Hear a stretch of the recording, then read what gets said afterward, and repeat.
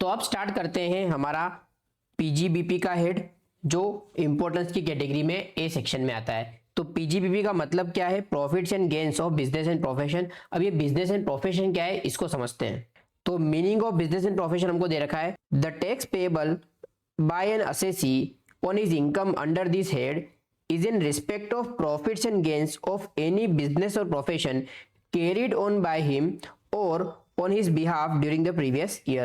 उसने खुद ने किया है या उसके बिहाफ पे, मतलब पार्टनरशिप फर्म भी इसके अंदर इंक्लूड हो जाएगी। अब यहाँ पे बिजनेस का मीनिंग दे रखा है, the term business has been defined under section 213 to include any trade, commerce or manufacture or any adventure or concern in the nature of trade, commerce और मैन्युफैक्चर। मतलब बेसिकली आप मैन्युफैक्चरिंग, ट्रेडिंग या कोई भी commercial activity कर रहे हो उसको बिजनेस कहेंगे। अब बात करें प्रोफेशन की, तो the term profession is not been defined in this act, but इसका मतलब बेसिकली क्या होता है? Occupation requiring some degree of learning. मतलब आपके पास प्रोफेशनल डिग्री है और उस प्रोफेशनल डिग्री के बेस पे आप कुछ सर्विसेज प्रोवाइड कर रहे हो। तो यहाँ पे painter, sculpture, author, auditor, lawyer, doctor और an architect and even an astrologer are person who can be said to be carrying on profession but not business. तो यहाँ पे स्किल अप्लाई करनी होती है, जहाँ पे स्पेशलाइज्ड डिग्री की वैल्यू होती है और उसके बेस पे आप सर्विसेज प्रोवाइड कर रहे हो, उसको कहा जाएगा प्रोफेशन। तो हम बिजनेस का और प्रोफेशन का मतलब समझ गए। अब यहाँ पे हमको इनकम जो टैक्सेबल करनी है उसका पूरा का पूरा फॉर्मेट है। अब बिजनेसेस जो होते हैं वो दो तरह की अकाउंटिंग फॉलो करते हैं, कैश बेसिस और मर्केंटाइल बेसिस। तो यहाँ पे method of accounting as per income tax act क्या होगी? इनकम टैक्स के हिसाब से जो इनकम है वो टैक्सेबल होगी कौन से मेथड के हिसाब से? तो यहाँ पे लिख रखा है under section 145 income chargeable under the heads of PGBP and income from other sources shall be computed in accordance with either the cash और mercantile system of accounting regularly employed by the assessee. तो जो assessee है, जो भी method follow कर रहा होगा, mercantile तो उसकी इनकम मर्केंटाइल के बेस पे टैक्सेबल होगी, कैश बेसिस तो कैश बेसिस के हिसाब। बट यहाँ पे स्पेसिफिकली कुछ इनकम ऐसी होती है जो कैश बेसिस पे ही टैक्सेबल होती है, जैसे interest on compensation of compulsory acquisition और एनहांस कॉम्पेंसेशन। तो यहाँ पे इंटरेस्ट मिलता है जब एनहांस कॉम्पेंसेशन या कॉम्पेंसेशन पे, तो वो अगर जिस ईयर में आपको रिसीव हो रहा है उसी साल में आपको टैक्सेबल करना है, ना कि अक्रूवल बेसिस पर। दूसरा होता है सब्सिडी और ड्यूटी ड्रॉबैक एक्सेट्रा। तो गवर्नमेंट जो एक्सपोर्ट इंसेंटिव्स देती है, तो जो जब रिसीव हो रहे हैं तभी आपको टैक्सेबल होने वाला है। आपको अवॉर्ड हो गया पर आपको अभी तक रिसीव नहीं हुआ, मतलब आपका ड्यूटी ड्रॉबैक जो फाइनल हो गया कि अमाउंट मिल जाएगी आपको, बट जब तक मिले ना तब तक आपको टैक्सेबल नहीं करना है। इसके अलावा एक और कॉन्सेप्ट रहता है स्पेक्युलेटिव बिजनेस का। तो एक होता है नॉर्मल बिजनेस, एक होता है स्पेक्युलेटिव बिजनेस। भाई स्पेक्युलेटिव बिजनेस अगर नहीं है तो आपका नॉर्मल बिजनेस कहलाएगा। स्पेक्युलेटिव बिजनेस कब होता है उसके लिए डेफिनेशन दे रखी है कि मीनिंग ऑफ स्पेक्युलेटिव ट्रांजैक्शन। अगर आपका बिजनेस है जिसके अंदर आप स्पेक्युलेटिव ट्रांजैक्शन कर रहे हो तो उस बिजनेस को स्पेक्युलेटिव बिजनेस कहा जाएगा। अब ऐसा क्यों कर रखा है? क्योंकि स्पेक्युलेटिव बिजनेस जो है उसके सामने अगर आपका नॉर्मल बिजनेस है उसका लॉस भी सेट ऑफ नहीं होता, साथ ही साथ कैरी फॉरवर्ड करने की जो लिमिट्स है वो भी कई कम है। पढ़ते हैं। तो यहाँ पे स्पेक्युलेटिव ट्रांजैक्शन को डिफाइन किया गया, पढ़ते हैं इसको। Speculative transaction means a transaction in which a contract for the purchase और sale of any commodity including stocks and shares is periodically or ultimately settled otherwise than by actual delivery or transfer of the commodity or scrip। तो यहाँ पे क्या हो रहा है? आप सौदा कर रहे हो कि भाई ये कमोडिटी या शेयर या स्टॉक जो है हम बेचेंगे और खरीदेंगे, बट अल्टीमेटली ये एक्चुअल डिलीवरी नहीं होती। इसके अंदर सिर्फ डिफरेंशियल अमाउंट जो है उसका एडजस्टमेंट कर लिया जाता है। For example A and B ने ट्रांजेक्शन एंटर किया कि भाई हम इस पर्टिकुलर क्वांटिटी को 100 रुपए के अंदर आपको सेल करेंगे, बट अल्टीमेटली क्या होता है? जिस दिन ये एग्जीक्यूशन का डेट आया उस दिन वो कमोडिटी का भाव हो गया 110 रुपए। तो यहाँ पे वो खरीद के उसको दे नहीं रहा है, सिर्फ क्या कर रहा है? 10 रुपए जो डिफरेंस है उसका सेटलमेंट हो जा रहा है। तो बेसिकली इसको कहा जाता है स्पेक्युलेटिव ट्रांजैक्शन। एक्चुअल में आपका जो पर्पस है वो डिलीवरी लेना और देना नहीं है, उसके भाव का जो डिफरेंस है उससे आपको फायदा और नुकसान करना है। तो अगर किसी बिजनेस के अंदर ऐसा ट्रांजेक्शन हो रहा है तो वो पर्टिकुलर ट्रांजैक्शन और उसके रिलेटेड जितनी भी चीजें हैं सारी की सारी स्पेक्युलेटिव बिजनेस के सेगमेंट में जाने वाली है। हाउएवर कुछ चीजें स्पेक्युलेटिव बिजनेस नहीं मानी जाती भले ही वो लगे ऐसी।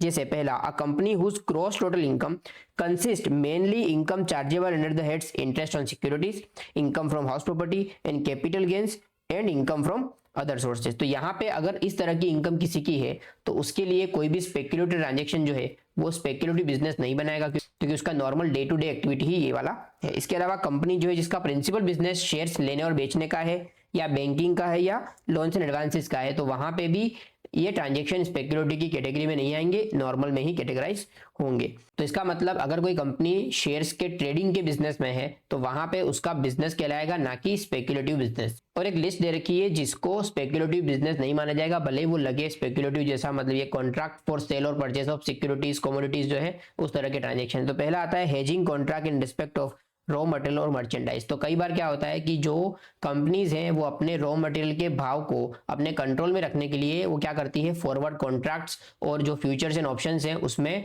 एंटर करती है। तो वैसे केस में हेजिंग पर्पस के लिए अगर आपने किया है तो वो स्पेक्युलेटिव बिजनेस नहीं माना जाएगा। दूसरा hedging contract in respect of stock and shares. तो अगर कंपनी हेजिंग कर रही है, मतलब जहां पे फॉरवर्ड कॉन्ट्रैक्ट्स या फिर फ्यूचर्स एंड ऑप्शंस हो रहा है, उसको भी बिजनेस माना जाएगा नॉर्मल वाला, उसको स्पेक्युलेटिव बिजनेस नहीं माना जाएगा। इसके अलावा फॉरवर्ड कॉन्ट्रैक्ट होता है फॉरेन करेंसी फ्लक्चुएशन से बचने के लिए, तो उसको भी स्पेक्युलेटिव बिजनेस नहीं माना जाएगा। ट्रेडिंग एंड डेरिवेटिव्स, तो वही आपका फ्यूचर्स एंड ऑप्शंस हो गया। इसके अलावा कमोडिटी के डेरिवेटिव्स होते हैं, आपके गोल्ड एंड सिल्वर्स और बुलियन के होते हैं, इसके अलावा कई सारी चीज़ों के होते हैं, क्रूड के, इन सब के।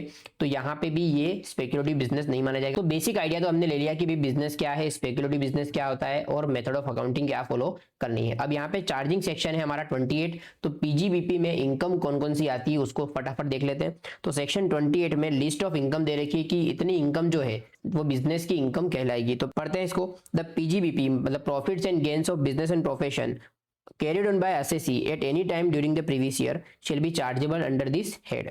Any compensation or payment due to or received by a person at or in connection with termination. तो अगर कोई बिजनेस कर रहे हो और वहां पे आपको बिजनेस बंद करने के लिए कुछ कॉम्पेंसेशन मिला तो वो बिजनेस में कैटेगराइज होगा। Income derived by trade, professional और similar association from specific services perform for its member. तो यहाँ पे जो म्यूचुअल ऑर्गेनाइजेशन होते हैं उसमें अगर जनरल सर्विसेज मेंबर्स को दी जा रही है तो म्यूचुअलिटी का कंसेप्ट यहाँ पे लागू होता है और कोई भी इनकम टैक्सेबल नहीं होती। बट अगर मेंबर्स को कोई स्पेसिफिक सर्विस दी जाती है, मतलब जनरल सर्विस जो सबको मिल रही है वैसी नहीं, कोई स्पेशल सर्विस आप दे रहे हो ट्रेड ऑर्गेनाइजेशन के रूप में या प्रोफेशनल ऑर्गेनाइजेशन के रूप में, तो वहां पे उस पे आपका इनकम टैक्स लागू होने वाला है। उसके अलावा द वैल्यू ऑफ बेनिफिट और perquisites arising from business or the exercise of profession whether convertible into money or not or in cash or in kind, partly in cash and partly in kind। तो कई बार ऐसा होता है कि आपको business करने की वजह से कुछ फायदा मिला, कुछ परक्विजिट मिला, कुछ अवार्ड्स मिले, तो वो भी बिजनेस की इनकम मानी जाएगी, भले वो कैश में ना हो तो भी चलेगा। अगर काइंड में आपको कुछ मिला है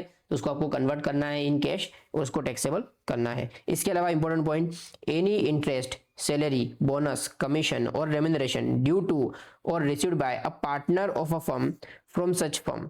तो फर्म का पार्टनर जो है उसको अगर कोई भी interest, salary, bonus, commission, remuneration कुछ भी मिल रहा है अदर देन प्रॉफिट का शेयर, ये सारा का सारा टैक्सेबल होगा उस पार्टनर के लिए बिजनेस की इनकम के अंदर। ठीक है। इसके अलावा यहाँ पे एक इंपॉर्टेंट पॉइंट है कि फर्म को जितना भी ये बोनस, इंटरेस्ट, सैलरी पे कर रही है वो सब कुछ अलाउ नहीं होता, उसकी भी कुछ लिमिट है, हम देखेंगे आगे 40B में के अंदर। तो जितना फर्म को अलाउ हो गया उतना ही पार्टनर की इनकम मानी जाएगी। अगर पार्टनर को salary the for example 10 lakh but firm को सिर्फ 6 लाख अलाउ हुई है तो 6 लाख ही पार्टनर की इनकम मानी जाएगी। 4 लाख जो बिजनेस को अलाउ नहीं हुआ वो पार्टनर की इनकम नहीं मानी जाएगी। तो ये जो इनकम होगी पार्टनर की फ्रॉम द फर्म वो टैक्सेबल होगी in the hands of the partner in PGBP but to the extent allowed to the firm. जो अलाउ नहीं है वो इनकम टैक्सेबल होने वाली नहीं, डबल टैक्सेशन यहाँ पे होने वाला नहीं। इसके अलावा मैंने आपको बताया पार्टनरशिप फर्म और एलएलपी का जो प्रॉफिट होता है, प्रॉफिट का शेयर जो डिस्ट्रीब्यूट किया जाता है बिटवीन द पार्टनर्स, वो एग्जम्प्ट होता है बिकॉज उस पे फर्म ने ऑलरेडी टैक्स भर दिया है।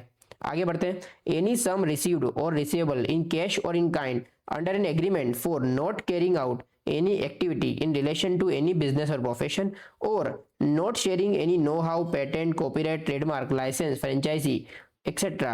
likely to assist in the manufacture or processing of goods of provision of services. तो कई बार ऐसा होता है कि भाई आप किसी फर्म में पार्टनर थे या फिर आप किसी बिजनेस के अंदर आप की पोजीशन पे थे, वहां से आप निकलते हो और आप पे रिस्ट्रिक्शन लगाया जाता है कि भाई आप ये वाला बिजनेस नहीं कर सकते। या फिर एक कंपनी थी जिसका डीमर्जर हुआ तो जो नई कंपनी है उसको स्पेसिफिकली इंस्ट्रक्शन दे रहे हैं कि भाई आपको इतना पैसा लेना है बट सेम टाइप का बिजनेस आपको नहीं करना है। तो वैसे केस में जो पैसा मिला है, कॉम्पेंसेशन मिला है to not to do business in the same category जो भी है, तो वैसे केस में वो जो इनकम है उसको बिजनेस की इनकम माना जाएगा। Any sum received under keyman insurance policy including the sum allocated by way of bonus. तो बिजनेसेस क्या करती है अपने कीमैन मतलब जो इंपॉर्टेंट आदमी होते हैं, इंपॉर्टेंट एम्प्लॉयज होते हैं, एग्जीक्यूटिव्स होते हैं, उनके नाम पे पॉलिसी उतारती है। और अगर उनकी डेथ की वजह से या कुछ ऐसा हुआ जिसकी वजह से जो पॉलिसी है उसका कॉम्पेंसेशन आपको मिला है, वो इनकम फ्रॉम पीजीबीपी में टैक्सेबल हो जाएगा, इंक्लूडिंग द बोनस, अगर इंश्योरेंस कंपनी दे रही है तो। इसके अलावा fair market value of inventory as on the date on which it is converted into और ट्रीटेड एज कैपिटल असेट। तो कई बार ऐसा होता है कि जो स्टॉक है आपके बिजनेस का, उसको आप कैपिटल असेट में कन्वर्ट कर रहे हो, मतलब धंधा आप क्या कर रहे हो, बंद कर रहे हो, या पर्टिकुलर जो प्रॉपर्टी है उसको आप अपने खुद के यूज में ले रहे हो, ना कि उसको आप सेल करने वाले हो। तो वैसे केस में उस दिन जो भी फेयर मार्केट वैल्यू है उस स्टॉक का, वो आपका इनकम बन जाएगा। इसके सामने आपका जो भी स्टॉक का वैल्यू है वो माइनस कर देंगे, net income will be taxable. Any sum whether received or receivable in cash or kind on account of any capital asset other than land or goodwill or financial instrument being demolished, destroyed, discarded or transferred in respect of which whole the expenditure had been allowed under section 35 AD। तो 35 AD करके एक section है जहां पे जितना भी आप capital investment करते हो, अगर आप स्पेसिफाइड बिजनेस कर रहे हो तो पूरा का पूरा अलाउ जाता है पीजीबीपी के अंदर। तो वैसा आपको डिडक्शन मिला है और वो प्रॉपर्टी डिस्ट्रक्ट हो जाती है, डिस्ट्रॉय हो जाती है बिफोर द टर्म, तो ऐसे केस में अगर आपको कोई पैसा मिल रहा है तो वो पूरा का पूरा टैक्सेबल हो जाएगा, क्योंकि आपको 100% उसका डिडक्शन अलाउ हो गया है। अब ये तो हो गई इनकम की बात। अब यहाँ पे इनकम जो हो गई उसमें से हमको खर्चे अलाउ होते हैं। सेक्शन 30 से लेकर सेक्शन 37 तक कई सारे एक्सपेंसेस की कैटेगरी है जो आपको अलाउ होते हैं from the income earn from business और प्रोफेशन। इसके अलावा कुछ रिस्ट्रिक्शन है सेक्शन 40 के अंदर, वो भी हम देखेंगे। पहले देख लेते हैं एक एक करके सारे सेक्शंस जहां पे हमको खर्चे अलाउ हो जाते हैं। तो सेक्शन 30 से स्टार्ट करते हैं। सेक्शन 30 क्या कहता है? Amount paid on account of rent, rate, taxes and insurance for building use for purpose of business और प्रोफेशन। अगर आप बिल्डिंग यूज कर रहे हो या फैक्ट्री यूज कर रहे हो फॉर बिजनेस, तो वहां पे वो रेंट पे कर रहे हो तो रेंट अलाउ हो जाएगा। रेट्स मतलब आप जो भी म्यूनसिपैलिटी को या आपके पंचायत को पे कर रहे हो वो। उसके अलावा टैक्सेस कोई पे कर रहे हो, municipality tax, property tax. Insurance for building, तो ये सारा का सारा अलाउ हो जाएगा खर्चे के रूप में। दूसरा आता है section 31, current repairs and insurance of machinery, plant and furniture use for the purpose of business और प्रोफेशन। तो अगर आप furniture, plant and machinery, building किसी को भी रिपेयर करवा रहे हो तो वो भी खर्चा आपको अलाउ हो जाएगा। तीसरा आता है सेक्शन 32 डेप्रिसिएशन। ये डेप्रिसिएशन जो है वो हम डिटेल में पढ़ते हैं। डेप्रिसिएशन आता है अंडर सेक्शन 32। अब डेप्रिसिएशन आपने ऑलरेडी गिना होगा, अगर आप कंपनीज एक्ट में कंपनी है तो, या बाकी केस में भी आप डेप्रिसिएशन गिनते हो, बट वो डेप्रिसिएशन आपका बुक का डेप्रिसिएशन होता है, वो अलाउ नहीं होता। यहाँ पे स्पेसिफिकली इनकम टैक्स के हिसाब से आपको डेप्रिसिएशन कैलकुलेट करना पड़ेगा। जो डेप्रिसिएशन आपने खुद ने कैलकुलेट किया है जो अलग है देन द इनकम टैक्स के प्रोविजन, वो आपको डिसअलाउ करना है। और अलाउ कौन सा वाला होगा? ये वाला होगा। Condition for claiming depreciation. Asset must be used for the purpose of business or profession at any time during the previous year. अगर आपको depreciation claim करना है किसी asset का तो उसको business के लिए यूज करना जरूरी है। इसके अलावा एक इंपॉर्टेंट पॉइंट, अगर असेट 180 दिन से कम यूज हुई है तो उस केस में आपको आधा डेप्रिसिएशन मिलेगा, जो भी रेट होगा उसका हाफ मिलेगा, भले ही आपने एक दिन के लिए क्यों ना यूज किया हो। दूसरी चीज, the asset should be own Holi और पार्टली बाय द असेसी। तो कई बार ऐसा होता है कि भी जो जमीन है वो आपकी नहीं है, बट आपने उसके ऊपर कंस्ट्रक्शन करके आपका खुद का शेड बनाया, तो भाई असेट पार्टली आप ओन कर रहे हो तो जो आपने शेड बनाया उसका डेप्रिसिएशन आपको मिल जाएगा। आगे, the depreciation shall be allowed on return down value of block of asset at the prescribed rate. तो यहाँ पे इनकम टैक्स में चलता है ब्लॉक ऑफ असेट का कॉन्सेप्ट। तो यहाँ पे कई सारे कैटेगरी बना रखी है, बिल्डिंग की अलग अलग परसेंटेज वाइज कैटेगरी है, प्लांट एंड मशीनरी में अलग अलग परसेंटेज वाइज कैटेगरी है, फर्नीचर का अलग है, इंटेंजिबल का अलग है। तो हर कैटेगरी की जो परसेंटेज फिक्स्ड है, उस परसेंटेज की कैटेगरी वाली जितनी भी असेट है वो सब उस ब्लॉक में जोड़ दी जाएगी। इंडिविजुअल वैल्यूज नहीं देखी जाती, ब्लॉक ऑफ असेट का कंसेप्ट यहाँ पे चलता है। Block of asset means group of asset following with in same class of asset comprising, जैसे यहाँ पे कौन कौन सी होती है? टेंजिबल असेट्स, जिसमें building, machinery, plant and furniture, ये चार अलग अलग चीजें हैं। इनटेंजिबल असेट जिसके अंदर know how, patent, copyright, trademark, licence, franchise etcetera आता है, इसके अंदर गुडविल नहीं आता। अब आपको जो डेप्रिसिएशन का रेट अप्लाई करना है, prescribe rate in the income tax rules, वो अप्लाई करना है ऑन द WDV। अब ये WDV कौन सी लेनी है? तो आपको सबसे पहले क्या करना है? WDV of the block of asset in the immediately preceding previous year. तो इमीडिएटली पिछले साल का जो ओपनिंग WDV था वो लेना है, उसमें से पिछले साल जो आपको डेप्रिसिएशन एक्चुअली अलाउ हुआ है वो माइनस कर देना है। तो अब आपको जो WDV मिलेगा उसको कहेंगे ओपनिंग बैलेंस इस साल का पहली तारीख को। इसमें आपको क्या करना है?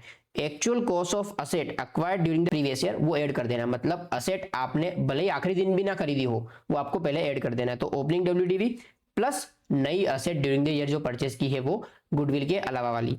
उसमें से आपको माइनस करना है क्या, money receivable in respect of asset falling with in the block which is sold, अगर आपने सेल किया है तो जो पैसा मिला है वो माइनस कर दो, डिस्कार्ड हुआ है, डिमोलिश हुआ है, डिस्ट्रॉय हुआ है, वो आपको माइनस कर देना है, जो भी आपको स्क्रैप वैल्यू मिला है वो माइनस कर देना है।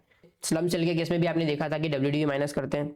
तो आपको जो नेट मिलेगा उस पर आपको अप्लाई करना है डेप्रिसिएशन का प्रिस्क्राइब डेट, बट यहाँ पे जो असेट 180 दिन से कम यूज हुई है उसके लिए हाफ ऑफ द परसेंटेज कर देना है, बाकी के लिए फुल परसेंटेज जो आपको प्रिस्क्राइब कर रखा है वो लेना है। इसके अलावा कुछ मैन्युफैक्चरिंग कंसर्न्स होते हैं, उनको एडिशनल डेप्रिसिएशन मिलता है अगर इन्होंने प्लांट एंड मशीनरी में इन्वेस्टमेंट किया है तो। मतलब फॉर एग्जांपल 15% की रेट ऑफ डेप्रिसिएशन अलग से है, 15% रेट ऑफ डेप्रिसिएशन किसी एसेट के है। अगर आप मैन्युफैक्चरिंग कंसर्न हो तो आपको एडिशनल डेप्रिसिएशन मतलब 20% उस साल में एक्स्ट्रा मिलेगा अगर 180 दिन से ज्यादा यूज हुआ है तो, और अगर 180 दिन से कम यूज हुआ है तो उस केस में आपको 10% मिलेगा और बाकी का 10% अगले साल मिलेगा। मतलब फॉर एग्जांपल अगर आप कोई एसेट 100 रुपए की परचेस करते हो, आप मैन्युफैक्चरिंग कंसर्न हो तो आपको 15 रुपए तो डेप्रिसिएशन मिलेगा ही मिलेगा, साथ साथ में आपको 20 रुपीज एडिशनल मिलेगा टुवर्ड्स एडिशनल डेप्रिसिएशन। बट ये एडिशनल डेप्रिसिएशन जो है वो in case of default regime नहीं मिलता, सिर्फ ओल्ड रिजीम जो ऑप्शनल रिजीम है उसमें ही मिलता है। तो डेप्रिसिएशन को हमने ब्रीफ में देख लिया, इसके सम देखने हैं हमको सो दैट हमको ज्यादा क्लैरिटी मिले। रेट ऑफ डेप्रिसिएशन जनरली आपको दिए रहेंगे। डेप्रिसिएशन के बाद आता है section 35 expenditure on scientific research. तो साइंटिफिक रिसर्च पे अगर एसएससी कोई खर्चा कर रहा है तो उसका पूरा का पूरा 100% खर्चा अलाउ हो जाएगा, खुद कर रहा है तो रिसर्च के ऊपर। इसके अलावा कई बार ऐसा होता है कि रिसर्च के लिए वो आउटसाइडर लोगों को कंट्रीब्यूट करता है। वैसे केस में कई सारे अलग अलग एंटिटीज हैं जैसे association, university, company, college, IIT, approved entities for scientific research, approved entities, company for scientific research, अलग अलग कई सारे अलग अलग ऑर्गेनाइजेशन है जिनको अलाउ कर रखा है। तो ये अलाउ होगा only in case where old regime this और न्यू रिजीम के अंदर ये डिडक्शन नहीं मिलता। फिर आता है सेक्शन 35 एडी, तो ये भी ओल्ड रिजिम में ही मिलता है। तो यहाँ पे इन्वेस्टमेंट लिंक टैक्स डिडक्शन होता है। आपके कुछ स्पेसिफाइड बिजनेस है उसके अंदर अगर आप कैपिटल इन्वेस्टमेंट करते हो तो आपको उस असेट को मेंटेन करना है टिल 8 इयर्स, वहां पे आपको पूरा का पूरा डिडक्शन पहले ही साल में मिल जाएगा 35 एडी के अंदर, फिर उसमें आपको डेप्रिसिएशन नहीं मिलेगा। फिर आता है section 35 D, preliminary expenditure incurred by Indian companies and other resident non corporate assessees. Indian companies और रेसिडेंट नॉन कॉर्पोरेट असेसीज जो होते हैं, बिजनेस स्टार्ट करने से पहले कई सारा जो खर्चा होता है एमओए बनाने का, रजिस्ट्रेशन का, ये सारा का सारा खर्चा जो होता है उसको इकट्ठा करके अगले 5 साल तक आपको डिडक्शन मिलता है, उसको कहेंगे प्रिलिमिनरी एक्सपेंसेस। अब यहाँ पे कैप है कि आपका जो भी प्रोजेक्ट कॉस्ट है उसका 5% से ज्यादा ये प्रिलिमिनरी एक्सपेंस नहीं होना चाहिए। फॉर एग्जांपल 1 करोड़ का आपका पूरा का पूरा प्रोजेक्ट है, उसका 5% इज 5 लाख। अगर आपका 7 लाख का खर्चा हुआ है प्रिलिमिनरी एक्सपेंस में तो आपको 5 लाख रुपए अलाउ होगा 1 लाख करके 5 ईयर्स तक। इसके बाद आता है 35 डीडीए, तो यहाँ पे वॉलंटरी रिटायरमेंट के केस में अपने एम्प्लॉइज को आप जो पेमेंट कर रहे हो लमसम वो आपको 5 सालों में अलाउ होता है। इसके बाद आता है 36 के अंदर कई सारे सेक्शंस हैं, मैं सेक्शन के नाम याद रखने की नहीं बोल रहा हूँ आपको, सेक्शन 36 में कौन कौन से डिडक्शन आते हैं वो हमको देखने हैं। पहला आता है interest paid in respect of capital borrowed for the purpose of business और प्रोफेशन। तो अगर आपने ब्याज पे पैसा लिया है तो जो इंटरेस्ट पे कर रहे हो that will be allowed as deduction. दूसरा, any sum paid by assessee as a employer by way of contribution towards recognised provident fund. तो यहाँ पे 12% की लिमिट है, 12% of the salary plus DA, उसका आपको डिडक्शन मिल जाएगा, और एनी अप्रूव्ड सुपरएन्यूएशन फंड। दूसरा आता है any sum paid by assessee as a employer by way of contribution toward pension scheme.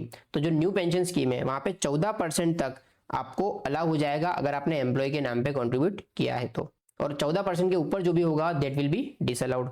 इसके अलावा any sum paid by assessee as a employer by way of contribution towards approved gratuity fund created by him और for exclusive benefit of his employees under irrevocable trust. तो भाई कई बार क्या होता है gratuity के लिए जो पैसा इकट्ठा करना है वहां पे हर साल कुछ पैसा कंट्रीब्यूट करते हैं तो वो भी अलाउ हो जाएगा अगर रिकॉग्नाइज है तो। इसके अलावा एक और point, amount received by assessee employer as a contribution from his employee towards their welfare fund to be allowed as deduction only if such amount is credited by the assessee to the employee's account in the relevant fund or on or before the due date under the relevant act, rule, order और notification. ये क्या है समझते हैं।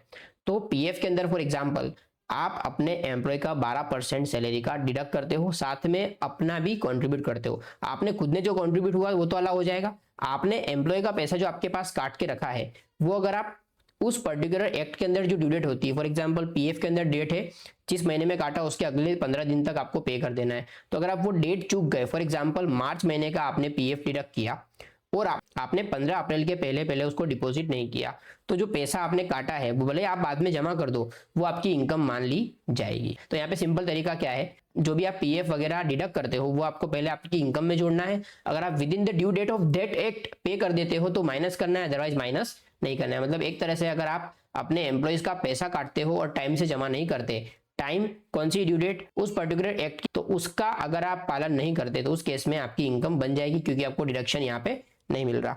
इसके अलावा any bad debt written off as irrecoverable in the accounts of the assessee for the previous year, provided that bad debt has been taken into account in computing the income of the previous year or any earlier previous year। अगर आपने credit पे goods या services दिए थे, वो income आपने include कर ली थी पीजीबीपी के अंदर, और अब क्या हुआ है, वो पैसा आपका डूब गया है, आप उसको राइट ऑफ कर देते हो बुक्स के अंदर, उसका नाम काट देते हो, तो वो आपको अलाउ हो जाएगा। मतलब आप जो भी राइट ऑफ कर रहे हो वो आपने अर्लियर ईयर्स में इनकम में टैक्सेबल करवाया था, तो आपको बैड डेट का डिडक्शन मिल जाएगा। प्रोविजन ऑफ बैड डेट का डिडक्शन नहीं मिलता, एक्चुअली आपको नाम राइट ऑफ करना पड़ेगा, क्योंकि प्रोविजन में आप क्या करते हो, किसी का नाम नहीं काट रहे, आप सिर्फ क्या कर रहे हो, अंदाजा लगा रहे हो कि डूब जाएगा, तो प्रोविजन जो है वो अलाउ नहीं होगा। बट एक्चुअली आप राइट ऑफ कर रहे हो बैड डेट, नाम काट दे रहे हो कस्टमर का और अमाउंट हटा दे रहे हो, तो वो आपको बैड डेट के रूप में मिल जाएगा। इसके अलावा कोई भी खर्चा for promoting family planning amongst this employee, वो भी अलाउ हो जाएगा 5 इंस्टॉलमेंट्स के अंदर। इसके अलावा सिक्योरिटीज ट्रांजैक्शन टैक्स, तो कैपिटल गेन्स में तो अलाउ नहीं होता, बट अगर आप बिजनेस कर रहे हो शेयर ट्रेडिंग का, तो वहां पे आपको एसटीटी अलाउ हो जाएगा। इसके अलावा कमोडिटीज के ऊपर सीटीडी लगता है, वो भी आपको अलाउ हो जाएगा। जो भी खर्चे 30 से लेकर 36 तक थे, वो सारे के सारे स्पेसिफिक खर्चे थे। अब आता है सेक्शन 37, ये जनरल एक्सपेंडिचर डिडक्शन है, तो कोई भी बिजनेस के रिलेटेड खर्चा है वो यहाँ पे अलाउ हो जाएगा, अगर वो स्पेसिफिक कैटेगरी में नहीं आ रहा है तो इसकी कंडीशन क्या है, an expenditure shall be allowed under section 37 provided it is not in the nature of expenditure described under section 32-36। 30 से 36 में नहीं आ रहा है तो यहाँ पे आएगा it is not in nature of capital expenditure, capex नहीं मिलेगा। it is not personal expenditure, personal भी नहीं मिलेगा। it is laid out or expended wholly or exclusively for the purpose of business or profession, business के related होना चाहिए। it is not incurred for any purpose which is offense और which is prohibited by law, तो कोई भी penalty है वो तो मिलेगा ही नहीं, साथ साथ में अगर आप इलीगल खर्चा कोई कर रहे हो वो भी आपको नहीं मिलेगा, ब्राइब जैसे हो गया।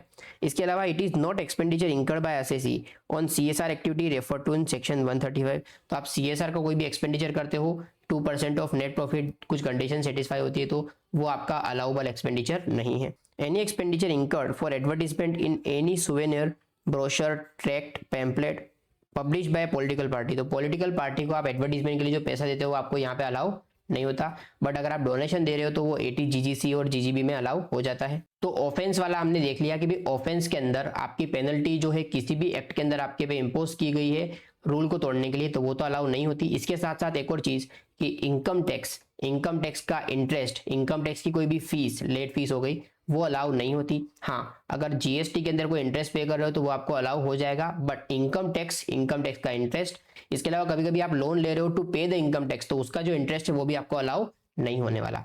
अब हमने देख लिया कि भी कौन से खर्चे आपको अलाउ होते हैं, स्पेसिफिक और जनरल, बट यहाँ पे कुछ सेक्शंस और है जो हमको पढ़ने पड़ेंगे जब हम पीजीबीपी का कैलकुलेशन कर रहे हैं तब, क्योंकि कुछ खर्चों के अंदर कुछ कंडीशन है, कुछ लिमिट से हमको देखनी पड़ेगी। पहला आता है section 40A1, any interest, royalty, fees for technical services और other sum chargeable under this act which is payable outside India. मतलब आप कोई भी खर्चा पे कर रहे हो जो आप डेबिट कर रहे हो आपके प्रॉफिट एंड लॉस अकाउंट में, पीजीबीपी में खर्चे के रूप में आप डिडक्शन लेना चाहते हो, और वो अगर आउटसाइड इंडिया आप पे करने वाले हो टू अ नॉन रेसिडेंट, तो उस केस में अगर आपने टीडीएस नहीं काटा या फिर काट लिया है but due date of filing of return से पहले आपने जमा नहीं किया विद द गवर्नमेंट, तो वो खर्चा आपका 100% क्या हो जाएगा, डिसअलाउ हो जाएगा। मतलब आपका खर्चा जो है वो 30 से लेकर 37 में आ रहा है, अलाउबल खर्चा है, तो उस केस में अगर टीडीएस काटना भूल गए तो आपको पूरा का पूरा 100% एक्सपेंडिचर जो है वो डिसअलाउ हो जाएगा। हावेवर अगर आप जो टैक्स है वो बाद में भर देते हो, तो जिस साल में भर दोगे, due date of filing of return तक भर देते हो तो इसी साल में मिल जाएगा।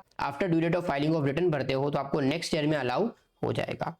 तो जो फर्स्ट केस देखा था that was related to non resident. अब आता है 40A1A, तो ये है हमारा फर्स्ट केस जहां पे नॉन रेसिडेंट है उसके अलावा वाला केस। तो बाकी के लोगों को अगर आप कोई भी खर्चा पे कर रहे हो जहां पे टीडीएस डिडक्टिबल है बट आपने टीडीएस नहीं काटा या काट लिया है पर due date of filing of return के पहले नहीं जमा किया, तो वैसे केस में खर्चे का 30% जो है आपको डिसअलाउ कर देना है।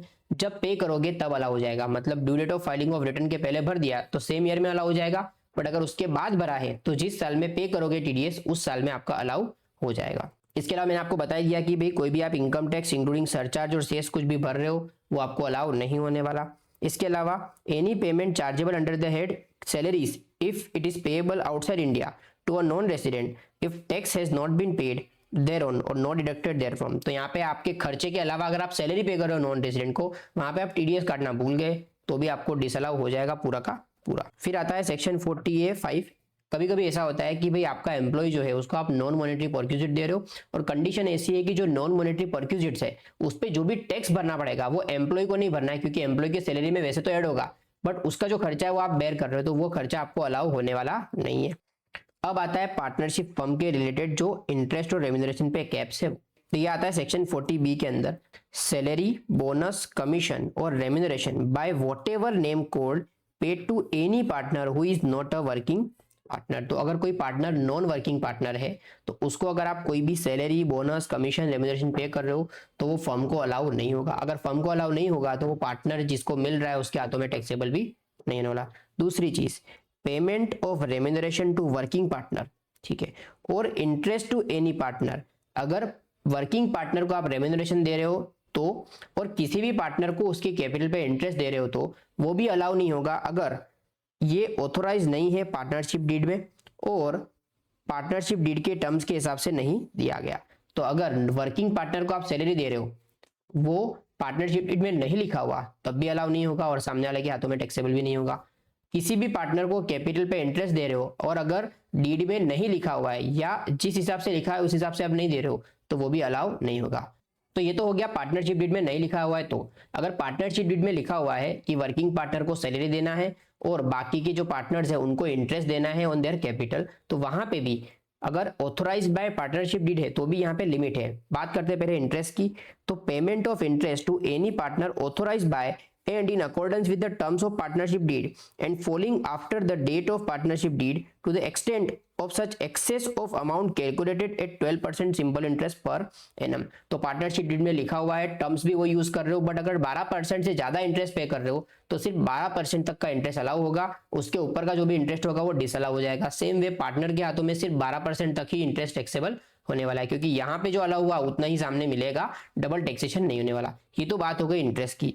अब बात करते हैं रेम्यूनरेशन की। तो रेम्यूनरेशन वर्किंग पार्टनर को देना है जो ऑथोराइज कर रखा है पार्टनरशिप डीड में और जो रूल भी दे रखा है। यहाँ पे कैप क्या है, अगर आपका 6 लाख तक का प्रॉफिट है तो आप 3 लाख और 90% of the book profit which ever is more जो है वो रेम्यूनरेशन दे सकते हो। दूसरा, बाकी का जो प्रॉफिट आता है मतलब 6 लाख के ऊपर का जो प्रॉफिट है उस पर आप 60% तक मैक्सिमम रेम्यूनरेशन दे सकते हो।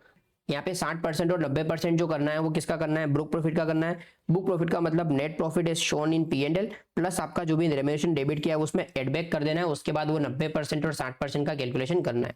तो यहाँ पे अगर मैं समराइज करूं तो पार्टनरशिप फर्म और एलपी के केस में वर्किंग पार्टनर को अगर रेम्यूनरेशन देना ऑथोराइज्ड है बाय इट्स पार्टनरशिप डीड तो वहां पे remuneration up to the limits given in income tax act will be allowed. दूसरा, इंटरेस्ट 12% तक अलाउ हो जाएगा अगर पार्टनरशिप डीड में लिखा हुआ है तो ये आपको हमेशा याद रखना है। और जितना यहाँ पे अलाउ होगा उतना ही सामने पार्टनर के हाथों में पीजीबीपी में टैक्सेबल होने वाला है, बाकी का टैक्सेबल नहीं होगा। अब कुछ और सेक्शन है। पहला आता है section 40A(2), any expenditure incurred in respect of which the payment is made to a related person और entity to the extent it is considered as excessive और unreasonable by the assessing officer. तो यहाँ पे क्या हो रहा है, जो पर्सन है असेसी है जिसकी बिजनेस में इनकम आ रही है वो क्या कर रहा है, अपने रिलेटेड पार्टी को या रिलेटिव को सैलरी या कोई भी खर्चा ऐसा पे कर दे रहा है जो एक्सेसिव है, अनरीजनेबल है। क्यों ऐसा कर रहा है, क्योंकि यहाँ पे अगर वो खर्चा डालेगा तो उसका प्रॉफिट कम आएगा, यहाँ पे उसको टैक्स कम भरने का आएगा और सामने वाला जो है शायद उसका स्लैब जो है वो पूरा का पूरा एग्जॉस्ट नहीं हुआ तो वहां पे टैक्स भरने का नहीं आने वाला। तो एक तरह से यहाँ पे दिख रहा है क्लियरली कि आप टैक्स सेविंग की या टैक्स इवेजन की कोशिश कर रहे हो। तो वैसे केस में सेक्शन ट्रिगर होता है। यहाँ पे इंडिविजुअल के केस में उसके रिलेटिव जो है इंडिविजुअल के वो सारे के सारे आ जाएंगे। फर्म के केस में पार्टनर और पार्टनर के रिलेटिव, एचयूएफ और एओपी के केस में मेंबर के रिलेटिव्स, कंपनी के केस में डायरेक्टर और उसके रिलेटिव। बाकी के एसएससी के केस में क्या होता है कि सब्सटेंशियल इंटरेस्ट किसी बिजनेस में अगर मेरा है तो मेरे जितने भी रिलेटिव्स हैं उनको कोई भी एक्सेसिव खर्चा मैं पे करवा रहा हूँ मेरी फर्म से या मेरे बिजनेस से, तो मेरी फर्म को एक्सेसिव खर्चा, अनरीजनेबल खर्चा जो है वो डिसअलाउ हो जाएगा, असेसिंग ऑफिसर चेक करेगा। तो इसके अलावा 40A(3), any expenditure in respect of which payment और aggregate of payment made to a person in single day otherwise than by account payee cheque और अकाउंट पे बैंक ड्राफ्ट और ECS, मतलब banking mode के अलावा आप single day में single person को 10,000 से ऊपर का अगर कोई भी पेमेंट कर रहे हो तो वो खर्चा आपका डिसअलाउ हो जाएगा। मतलब कैश पेमेंट जो है 10,000 के ऊपर जो है सिंगल डे में सिंगल पर्सन को अलाउ नहीं होने वाला। हावेवर ट्रांसपोर्ट ऑपरेटर के केस में जो ड्राइवर्स हैं उनको जो पेमेंट की जाती है वो 35,000 तक अलाउ हो जाती है, क्योंकि वहां पे वो रिमोट लोकेशन पे रहते हैं। However, disallowance would not be attracted if cases and circumstances in which payment is made otherwise than by way of an account pay check or draft covered in Rule 6DD। तो rule 6DD के अंदर पूरी list दे रखी है। कुछ खर्चे ऐसे होते हैं जो आप कैश में ही करने पड़ते हैं, आप बैंकिंग चैनल के थ्रू नहीं कर सकते, तो वैसे केसेस में आपको डिसअलाउंस नहीं झेलना पड़ेगा। तो कुछ एग्जांपल है यहाँ पे कि भाई payment to RBI, SBI, cooperative banks को आप कर रहे हो, तो इसके अलावा आप गवर्नमेंट को कोई भी पेमेंट कर रहे हो, गवर्नमेंट की ट्रेजरी में पेमेंट कर रहे हो, इसके अलावा एग्रीकल्चर प्रोड्यूस परचेस कर रहे हो, फॉरेस्ट प्रोड्यूस परचेस कर रहे हो, जो किसान है उसको आप पेमेंट कर रहे हो, उसके अलावा बैंक हॉलीडे वाले दिन या ऐसी कोई रिमोट लोकेशन पे हो जहाँ पे आपके पास बैंकिंग फैसिलिटी नहीं है, तो वैसे केसेस के अंदर आपका जो कैश खर्चा है वो डिसअलाउ नहीं होगा, even if it is more than 10,000 और 35,000 in case of transport operator. इसके अलावा एक और चीज कि कई बार ऐसा होता है कि आपने खर्चा जो है वो डेबिट कर दिया, क्लेम कर दिया किसी पर्टिकुलर साल में अक्रूवल बेसिस पे। अब क्या करते हो, नेक्स्ट ईयर आप जो पेमेंट है जब करते हो तब वो कैश में कर देते हो 10,000 के ऊपर। फॉर एग्जांपल किसी सप्लायर से आपने बिल लिया 24-25 फाइनेंशियल ईयर में, यहाँ पे आपने उसको डेबिट कर दिया 30,000 रुपीज, खर्चा क्लेम कर लिया क्योंकि अक्रूवल बेसिस ऑफ अकाउंटिंग आप फॉलो कर रहे हो। अब क्या हुआ, जब नेक्स्ट ईयर आप पेमेंट करने गए आपने पूरा 30,000 जो है वो कैश में पे कर दिया, तो रूल 6DD के अंदर ये नहीं आता। तो इस केस में क्या होगा, खर्चा ऑलरेडी आपको अलाउ हो चुका है, आपका खर्चा डिसअलाउ कैसे करेंगे, इस केस में आपकी इनकम में जो आपने पेमेंट किया है वो ऐड कर दिया जाएगा। इसके अलावा ग्रेच्युटी के लिए कोई भी प्रोविजन करते हो वो अलाउ नहीं होगा, बट अगर आप अप्रूव्ड ग्रेच्युटी फंड के अंदर पैसा डाल रहे हो तो वो अलाउ हो जाएगा। अब आता है सेक्शन 43B। यहाँ पे क्या लिखा हुआ है पढ़ते हैं, इन respect of following sums payable by N assessee during previous year deduction is allowable only if sum is actually paid on or before the due date of filing of return under section 139(1) for the said previous year, otherwise the same would be allowed only in the year in which sum is actually paid। तो कुछ खर्चे ऐसे हैं जहां पे सरकार चाहती है कि इसका पेमेंट जो है वो टाइम से हो जाए, मतलब भले ही आप mercantile basis of accounting follow कर रहे हो, आपने प्रोविजन कर दिया, आपने डेबिट कर दिया in the P&L, but payment is still pending. तो ये स्पेसिफिकली कुछ खर्चे ऐसे हैं जिसका पेमेंट आपको within the due date of filing of return for that year करना पड़ेगा, तभी आपको वो खर्चा अलाउ होगा, अदरवाइज जिस साल में पे करोगे उस साल में आपको अलाउ होने वाला है।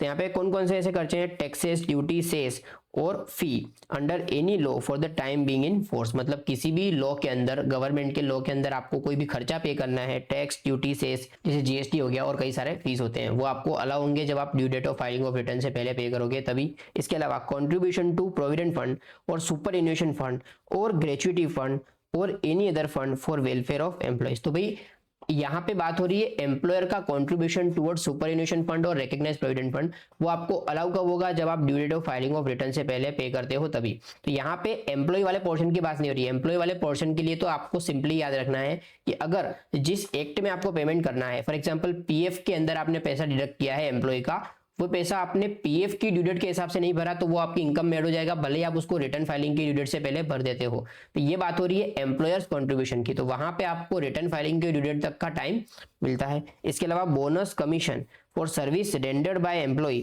Where such sum would not have been payable to him as profits or dividend if it had been not been paid as bonus or commission। तो जो बोनस होता है जनरली गुजरात के अंदर दिवाली बोनस पे किया जाता है, तो जो दिवाली बोनस है वो होता है पिछले मार्च का, बट वो पे किया जाता है दिवाली के टाइम पे। तो ये पेमेंट अगर due date of filing of return से पहले पे कर दिया तो ही बोनस अलाउ होगा, मतलब बोनस का जो प्रोविजन आपने किया है वो डिसअलाउ हो जाएगा अगर आप उस पर्टिकुलर साल के due date of filing of return के पहले नहीं पे करते हो तो। इसके अलावा इंटरेस्ट ऑन एनी लोन और borrowing from public financial institution और स्टेट फाइनेंशियल कॉर्पोरेशन और स्टेट इंडस्ट्रियल इन्वेस्टमेंट कॉर्पोरेशन, मतलब जो आप इंटरेस्ट है वो किसी भी बैंक से, फाइनेंशियल इंस्टीट्यूशन से, एनबीएफसी से ले रखा है तो वो इंटरेस्ट आप एक्चुअली पे करोगे due date of filing of return से पहले, तभी आपको अलाउ होगा। मतलब अक्रूवल बेसिस पे अलाउ कब तक होगा, due date of filing of return तक। अगर आपने पेमेंट नहीं किया तो जब नेक्स्ट ईयर में पेमेंट करोगे तब आपको अलाउ होगा। इसके अलावा payment in lieu of any leave at the credit of his employee, तो ये जो लीव सैलरी होती है वो एक्चुअल पेमेंट बेसिस पे है, मतलब आप पेमेंट नहीं करोगे तो अलाउ नहीं होगा, but due date of filing of return तक पे कर दोगे तो अलाउ हो जाएगा। इसके अलावा any sum payable to the Indian Railways for use of railway assets, ये भी डिसअलाउ होगा अगर due date of filing of return से नहीं पे किया तो। इसके अलावा एक और पॉइंट आता है, तो जो एमएसएमई एक्ट के हिसाब से जो माइक्रो और स्मॉल एंटरप्राइजेज हैं, अगर आपके बुक्स के अंदर आपने कोई खर्चा डेबिट किया है which is due for payment to micro and small enterprise, तो वैसे केस में अगर आपने 31 मार्च तक अगर 45 दिन पूरे हो जा रहे हैं तब तक, और अगर 31 मार्च के बाद 45 दिन पूरे हो रहे थे, जो 45 दिन पूरे होने तक अगर आपने पेमेंट नहीं किया तो उस केस में आपको वो खर्चा डिसअलाउ हो जाएगा, और जिस साल में आप एक्चुअल पेमेंट करोगे उस साल में आपको अलाउ होने वाला है। इसके अलावा आता है सेक्शन 43C है, तो this is parallel to section 50C। तो यहाँ पे अगर आप स्टॉक इन ट्रेड में आपका लैंड एंड बिल्डिंग और बोथ है, वो अगर आप सेल कर रहे हो at value lower than the stamp duty value, तो वैसे केस में स्टैम्प ड्यूटी वैल्यू जो है वो आपकी सेल कंसिडरेशन मानी जाएगी। बट अगर आपका जो सेल कंसिडरेशन है वो 10% की रेंज में है, मतलब sale consideration multiplied by 110% is higher than the stamp duty value, तो वैसे केस के अंदर आपका जो actual full value of consideration है वही आपका सेल माना जाएगा। तो जनरली ये बिल्डर्स और रियल एस्टेट के जो बिजनेस करते हैं उनके लिए है। तो हमने ये देख लिया कि पीजीबीपी की इनकम्स में कौन कौन सी इनकम्स आती हैं, खर्चे में कौन कौन से खर्चे अलाउ होते हैं, कौन से खर्चे डिसअलाउ होते हैं। अब आप बिजनेस में बनाते हो प्रॉफिट एंड लॉस अकाउंट, जहां पे आप अपने हिसाब से बुक्स के हिसाब से खर्चे डेबिट करते हो और इनकम्स ऐड करते हो। तो यहाँ पे आपका कैलकुलेशन स्टार्ट होगा net profit as per P&L। यहाँ पे आपको जो खर्चे डिसअलाउ होते हैं इन सेक्शंस के हिसाब से वो आपको एड बैक कर देने हैं, जो खर्चे अलाउ होते हैं वो आपको लेस कर देने हैं, जो इनकम्स आपकी ऐड नहीं होती वो आप यहाँ से हटा दोगे। फॉर एग्जांपल किसी और हेड की इनकम आपने P&L में क्रेडिट कर रखी है जैसे कि इंटरेस्ट और रेंट, वो आपको हटा देना है। साथ ही साथ जो इनकम आपने ऐड नहीं कर रखी वो भी आपको ऐड कर देनी। तो वैसे एडजस्टमेंट करने के बाद अकॉर्डिंग टू दिस प्रोविजंस आपका जो भी नेट प्रॉफिट आएगा वो हो जाएगा पीजीबीपी की इनकम।